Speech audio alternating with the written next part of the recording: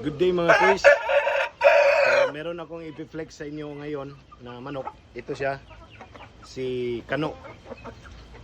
Sa mga magtatanong kung ilang months ito, siya ay 8 months at siya ay isang Shamu Asil at full brother ni Jack Jack at ni Bubbles mga kuys.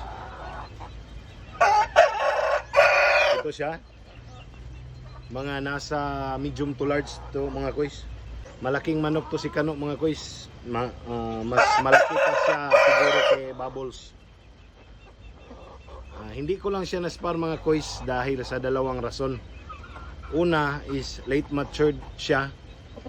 Matagal siya natutong lumaban.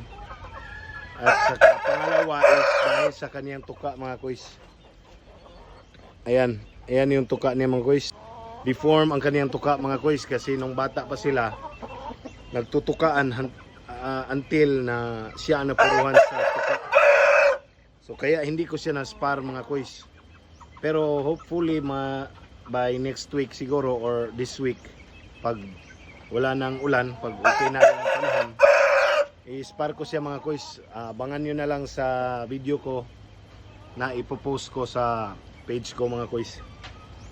So yun lang mga kuys, salamat sa panonood and God bless you.